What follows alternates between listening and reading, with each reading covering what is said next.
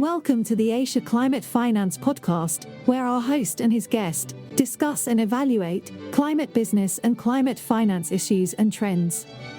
Please support us by liking and subscribing to the podcast.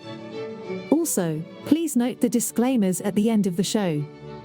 Here is your host, investor analyst and author, Joseph Jacobelli. Hello there, and welcome to episode 42 of the Asia Climate Finance Podcast. One of the rapidly growing areas in climate business and finance is the purchase by corporations of clean energy. Now, this is frequently referred to as corporate renewable energy procurement. Such purchases jumped 12% to 46 gigawatts in 2023, according to BNEF. Our guest is Suji Kang. She is the Program Director of Asia Clean Energy Coalition, an organization dedicated to corporate renewable energy procurement in the Asia-Pacific region. Members include major multinationals such as Amazon, Google, IKEA, and many others. We discuss a great variety of topics, including the broad picture of what is actually happening on the ground in the region with corporate renewable energy procurement, the work of Suji's organization with governments, and the challenges currently faced. There may be one or two minor glitches with the recording. Apologies for that, but I'm sure you will enjoy the conversation and the show. As mentioned earlier, we have Suji Kang from the Asia Clean Energy Coalition joining us from actually Hanoi, from Vietnam. How are you, Suji? How's the weather? How's everything? Thank you, Joseph, and thank you very much for inviting me to this exciting episode. I'm very delighted to be part of the corporate decarbonization conversation today. I'm doing very well. Well, I've been in Hanoi exactly for 1 year so far.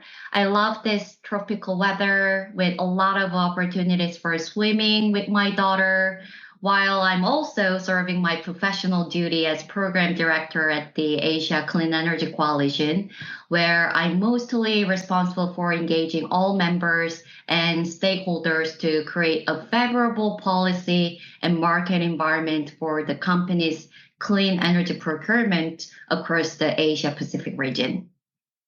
Right. So before we get into the actual main topic, which is corporate clean energy procurement, could you tell us a little bit about what exactly the Asia Clean Energy Coalition is? What's its mission? Who are the members? Information like that. Sure, I would love to. And thank you for giving me that opportunity. So the Asia Clean Energy Coalition, the so-called ACEC, was launched at the COP27 in 2022 November by the Climate Group, the Global Wind Energy Council, and the World Energy Resource Institute. As a coalition of world-leading renewable energy buyers in Asia, in collaboration with the sellers, our mission has been very clear. It is to unlock renewable potential through sophisticated policy engagement and leveraging the collective influence of corporate leaders for scalable procurement of low-carbon electricity in Asia. So we have a very, very influential founding members, which I'm very proud of, including Amazon, Apple, Cisco, Enel Green Power, Google, Iberdrola, IKEA, Mainstream, Meta, Nike, Orsted, Samsung Electronics, and Sembcorp, working all together to achieve our 2030 decarbonization goal.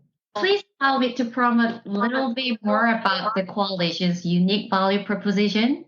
I would like to emphasize that ASEC operates as the only regional platform in Asia so far, strategically positioned between national and global initiatives. So we're really trying to be collaborative with existing actors that share common interest in the decarbonization agenda by leveraging ongoing efforts and initiatives undertaken by the different organizations. And secondly, we bring diversified view from the different groups into one platform.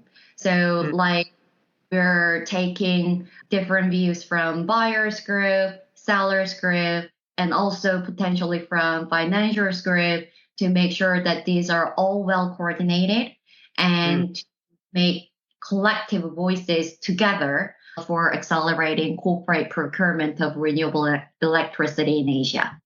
Okay, that's quite a lot to unpack. So maybe we'll break it down into little bits. The first one, I think maybe some people are not 100% clear on when we're talking about clean energy procurement. What are we talking about here from a corporate perspective? I mean, is it I don't know, a company setting up a wind farm and buying directly from a wind farm? Is it that they are buying credits, carbon credits? I mean, what is the context? What's the kind of the general definition or landscape on that? Sure. So I can introduce several renewable energy procurement options most commonly available for corporates. So first, we have power purchase agreements, which is called as PPAs, allow companies to purchase electricity directly from renewable energy producers, usually at a fixed price over a long-term period. And I actually would like to revisit to this mechanism very shortly when I will be addressing some of key challenges in Asia for renewable energy procurement. The next option we have is on-site renewable energy generation. So with this option, corporates can invest in on-site renewable energy installations, such as solar panels on their buildings or wind turbines on company property. And we also have green tariffs. Some utilities offer green tariffs, which are programs allowing companies to buy renewable energy from their utility provider by paying extra on the top of their electricity bill.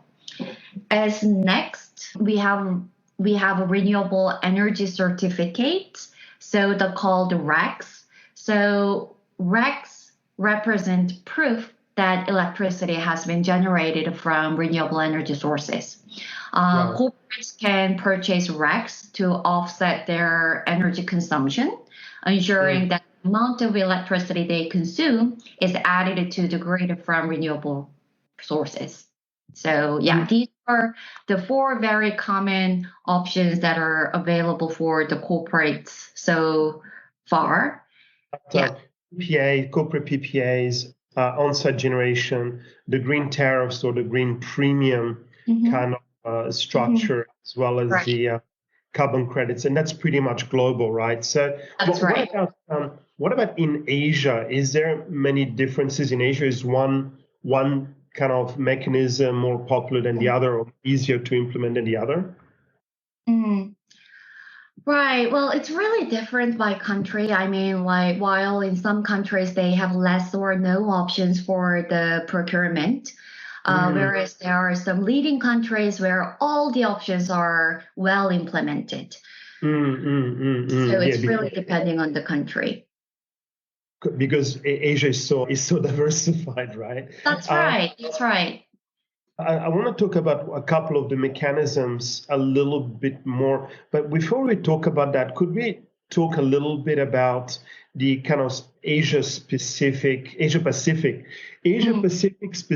hard to say very quickly, kind of situation? I mean, because I think most people that are familiar with Asia know that, each country's situation is quite different, quite distinct. So could you explain a little bit some of those differences, perhaps? Sure. So, we all know that we're at a very, very critical time when large corporates are really ramping up their commitment to reducing emissions in Asia. The numbers clearly demonstrate this, as the region already accounts for 17% of the renewable electricity procurement of Climate Group's RE100 initiative. And out of their 400 members since 2021, 58% of all new members have been headquartered in Asia Pacific. So we have numbers there, but there are still bottlenecks existing primarily because of the four reasons. First, there are limited options for purchasing renewable energy. Second, we have limited availability of renewable energy. Third, we have a high cost issue caused by mismatch between demand and supply. So demand already overwhelms the limited supply at the moment. And lastly, we have a very high level of regulatory complexity given nature of its own market structure. And furthermore, it is very interesting to note that studies also revealed that under ASEAN countries' current policy settings, solar and wind share of the power mix will only scale up to 11% by 2030, while companies in Asia are facing to greater demands from consumers and suppliers to meet the decarbonization goals. So it really clearly shows that there is an urgent need to support governments and other stakeholders to meet large and growing demand for corporate clean energy procurement in Asia. And this is exact and core background why the ASEC has been formed. Obviously. And I guess we can go back to some of the bottlenecks of some of the kind of country by country the differences in the regional and how ASEC is actually working in these countries. But as mentioned earlier, could we talk a little bit more about the corporate PPAs? Because I think on-site generation is pretty straightforward. Paying a premium for electricity because electricity is green. Carbon credits is a completely different discussion, or renewable energy credits. So could you explain a little bit more about the corporate PPAs, please? Oh, sure. Yeah, so one of the key remaining demands in Asia is really enabling transparent, market-driven renewable electricity transactions between buyers and sellers, which inevitably drive us the topic of implementing the corporate power purchase agreements. And as I briefly explained earlier, PPAs are long-term deals between electricity producers and corporate consumers, enabling buyers to purchase renewable electricity at a fixed price for long term. So there are many benefits of this mechanism, like consumers can secure and guarantee renewable energy at competitive rates, while it supports the development of new renewable energy projects for developers. So that is why it is currently recognized by corporates as to be one of the most effective mechanisms. But we have very limited opportunities in Southeast Asia, with having only Singapore where CPPAs are being available, whereas others not yet. So in many of Southeast Asia countries, we're really trying to prioritize our key policy asks around the implementation of the PPA mechanisms. And as governments are playing a vital role here, we're trying to accelerate our advocacy work to support or sometimes to push the government to implement such mechanism by introducing new laws and easing regulations. That's a good segue for kind of like my next question, which is on a kind of procedural basis, how does ASEC actually work? Yeah, thank you, Joseph, for the question. I actually have a lot to talk about given very hard efforts we have been putting in since last year. So I will try to be concise, but if not, please feel free to interrupt me anytime. ASEC's work primarily involves crafting sophisticated narratives and thought leadership pieces based on the policy priorities identified by our members through specific prioritization exercises. And we use these tools to engage with policymakers to ask for creating a more favorable environment for renewable energy investments with proven data and analysis. And these are executed through the two different levels of the programs. There are country programs which fit into our regional programs, and these programs are embraced by what we call a policy hub of ASEC. And through this policy hub, we provided the key policy and market trends in 5 of our priority markets, which are Indonesia, Japan, Korea, Singapore, and Vietnam. At the moment, we are able to reassess the priority markets every 2 years. So there is a possibility that we might be adding some countries in Asia or dropping off some depending on our strategy. And we're trying to summarize this policy and market trends in the form of market intelligence summary newsletter. I know that like so many different kinds of newsletters bombarding our mailbox literally these days, but we're really trying to differentiate this by specifically focusing on the corporate renewable electricity procurement related policy trends and corporate driven initiatives. So now I would like to take more time to touch a little bit more of what we do around each of our 5 priority markets. That would be great.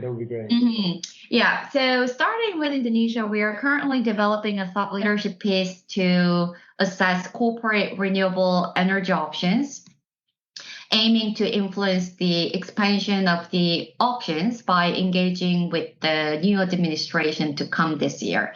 Because at the current stage in Indonesia, we don't have many options available in the market. We only have unbundled RECs and also rooftop solar development available for the corporates at the moment. And in Japan, we started working to improve the regulatory environment, particularly in zoning for offshore wind and streamlining permitting processes, while also we are trying to address the balance of renewable energy prices. In Korea, we prioritize unlocking renewable energy potential, specifically in wind and solar, including permitting and siting issues, which are kind of similar to the issues we're dealing in Japan. And also we're trying to work around enhancement of green premium program and PPAs. So we just held B2G sharing session on green premium topic in Korea with Korea Energy Agency, together with the climate group and the local partners like SFOC and COSIF just last month in Korea in person. And we are also collaborating with SEMI to bring the semiconductor voices into our quantification exercise around the renewable energy demand and investment. And with this paper, we're really trying to demonstrate what level of renewable energies can be developed once key policy bottlenecks are resolved. In Vietnam, ASEC prioritizes direct power purchase agreement in our policy agenda. We just held a very productive workshop last week in Hanoi in person, where we brought all different levels of stakeholders, ecosystem partners, and our members to have an alignment on key policy messages. And direct power purchase agreements was identified as a top priority. And as a next step, we will arrange a high-level roundtable session where we will be inviting C-suite levels from our members together with minister-level policymakers to have a discussion about our key policy asks. In Singapore, we are convened under the regional working group of ASEC as us being a regional platform. We are concentrating on regional topics that align with the broader goals of ASEC, such as ASEAN power grid interconnectivity and cross-border clean energy trading issue. So what about these 2 topics? So for the ASEAN power grid interconnectivity, the so-called APG, the coalition recognizes the critical role of regional power system integration in creating an enabling environment for economic growth and also for decarbonization. So ASEC is actively engaging with industry, investors, and government to advance practical and financial ideas on the APG. And we are also trying to emphasize the benefits of increased regional interconnections for clean energy penetration. And also we are trying to bring private sector perspectives here. We have a very well-written paper around this APG topic. You can find it on our website. And I would highly suggest all of you to read it because it will summarizes what kind of voices we're trying to make as private sector and what is the really goal we're trying to achieve through this ASEAN power grid interconnectivity. Moving on to cross-border clean energy trading issue. It is a very critical issue for the countries that need to be highly relied on clean electricity import due to limited domestic generation opportunity like Singapore.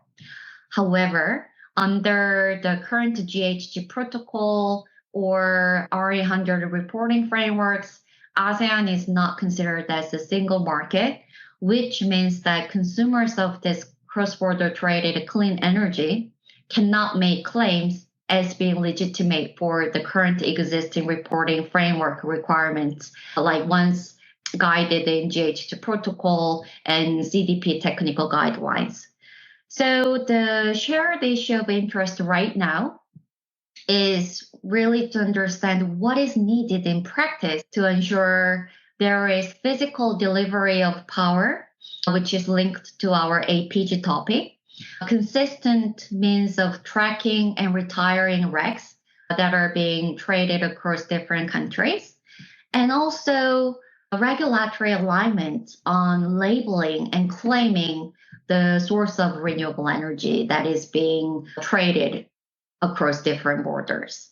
So ASEC seeks to play a role as convener to engage and work with CDP, RE100, GHG protocol, which is under the work of WRI, to really investigate what is required to facilitate cross-border transactions in line with reporting framework requirements that corporate needs to adhere with. So these are the two main regional level topics that we are working around, which are fed by the country level activities and topics that we are dealing with our 5 priority markets. So it sounds to me, Suji, that, it's extremely complicated and obviously an enormous amount of work because, number one, you've got this kind of Asian mandate across Asia priorities, and then you also got the kind of individual country discussions. And I know you organize, you told me before, roundtables, public-private roundtables as well. Right. So it's not incredibly complex. But in my personal experience, there's something which is important, which is the capacity building, because you'll find in some regions, in my personal experience, in some jurisdictions like Singapore and Korea, they're actually really, really on top of all of the different clean energy issues. But in some other countries, and I will mention the names, you don't have to, but in some other countries like Indonesia, to some extent Philippines, and even to some extent Japan, they're not kind of familiar with the overall ecosystem. So is that, two questions on that statement, is that an issue? And, obviously, I'm not sure if you have enough capacity for capacity building, given you're already doing so many things. So any thoughts on that? Oh yeah, I'm actually glad that you brought that up. Well, although ASEC is not like a capacity building focused platform, we are more like a policy advocacy focused platform. We are trying to collaborate with different partners and organizations on this capacity building component because it automatically brings us to the supply chain engagement angle. So we have like a lot of small to medium sized companies which are seen as very important in the supply chain angle. And we are trying to engage as many of them as possible to bring more added value to our collective voice for policy advocacy efforts. While we're really trying to engage them into these advocacy efforts, I really think it's important to highlight the capacity building component for those SMEs, small to medium enterprises, because oftentimes I've witnessed that they're lack in their internal capacity to deal with this sustainability agenda, since this agenda is relatively very new concept here. I mean, it has been only 2 years, 3 years so far that all these renewable energy procurement options available for corporates are introduced to the markets in Asia. So many of these SMEs are not very familiar with these options, despite of this growing pressure from their customers to be part of the journey. So I think prior to our efforts to engage them into our policy advocacy efforts, I think the capacity building components is really important part that we need to expand on as well.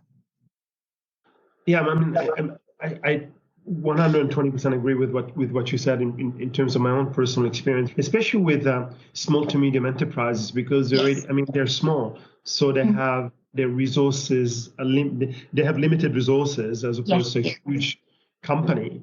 And on top of it, some of them may not actually fully understand why they really need to do all of that. Exactly. They oftentimes they see it as cost, not investment. Yes. And so explaining the what kind of returns can you have from being more sustainable is quite a key topic. And just to put a little bit of color on, examples or an example or two of clean energy procurement. Do you have any examples on that? Based on very specific case, right? Yes. Well, yeah, okay. Let me introduce just one case which we officially made a comment on, which is Amazon's case last year in December. So Amazon invested in a 60 megawatt solar park in South Korea. Really exemplifies successful corporate renewable energy procurement, showcasing the potential for clean energy projects to support global operations with 100% renewable energy. So this was really great case, which we made an official comment on. And I know that there are so many wonderful stories and cases out there with our members. But I just would like to, bring up this case as this is the most recently we made a comment on. Sure. No, that's great.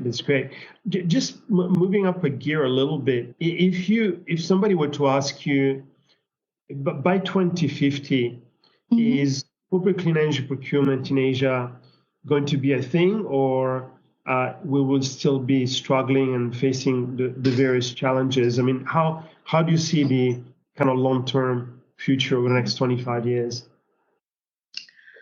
I really hope that we should not be struggling by 2050. I see progress looks promising, but more is needed, definitely. As we know, considerable decarbonization opportunity remains in APAC, but it is still challenging due to the aforementioned issues like limited availability, greater capacity constraints, and very high level of regulatory complexity.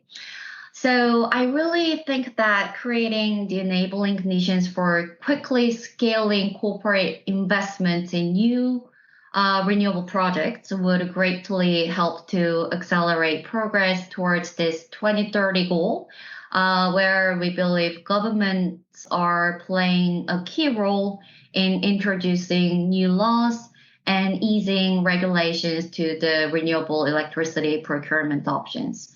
So I think we really have to work together with the governments to pave our way for a sustainable energy future in the region. No, that's great. And I guess one thing I want to emphasize from my side is that another kind of positive trend is the fact that governments are willing to talk. So we're not in a situation where they're saying, "No, we're not interested. Yeah, we'll get to renewables, but it's slow and we've got challenges and we've got limitation." There are actually different platforms, as you mentioned earlier. Some of the countries that you mentioned, like in Indonesia, Singapore, etc., where they're willing to sit down with the private sector and say, "Well, okay, this is the challenges. What can we do about it?" That I think is a very positive trend. That's right. And about for that, I actually have one small comment. Well, for some governments are relatively advanced in adoption of the mechanisms, while others not yet. But yes, we see positive signals as governments are trying to listen to us, listen to our corporate voices, where the challenges are and how we can work together and how we can actually help them to solve these problems. So as ASEC, what we're actually trying to do here as us to be a regional platform is to create this race to the top type of very virtuous competition among the countries in Asia by sharing and comparing different level of efforts being done around the corporate decarbonization in each of these countries. So I hope that we can successfully create this kind of very healthy competition among the countries while we also provide them the opportunities to learn from each other. That's great. And just before we wrap it up, Suji, because I've already taken too much of your time. No worries. So, do you have any conclusions or any key takeaways? Yeah, well, as I keep emphasizing, the potential for corporate investment in renewable electricity is huge in Asia. But with an increasing number of companies basing investment and supply chain decisions on their ability to source renewable electricity, there is also a big economic risk for countries that fail to secure this investment and accelerate their renewable energy transition. So governments in Asia should definitely capitalize on the clean energy demand and provide a momentum by creating supportive policy frameworks and environments for corporate procurement of renewable electricity. I believe that we definitely should continue our collaboration between private and public sectors to overcome the current challenges and again to pave the way for a sustainable energy future in this region in Asia. That's my last words. That's great. I overly emphasize the importance of your work. Suji, thank you very, very much for today. And I really appreciate the time. And again, keep up the good work. Thank you so much, Joseph. Yes, I will be highly looking forward to follow up, maybe on capacity building angle as well. And thank you. So thank you again for inviting me to this very exciting episode. Thank you very much. Thank you. Thank you for listening to this episode of the Asia Climate Finance Podcast. Please note that the Asia Climate Finance Podcast is presented for educational purposes only. All information in the podcast must not be construed as investment advice. Always consult a licensed investment professional before making investment decisions. Also, please note that the views and opinions expressed by our guests are personal and may not represent the views and opinions of current or previous employers.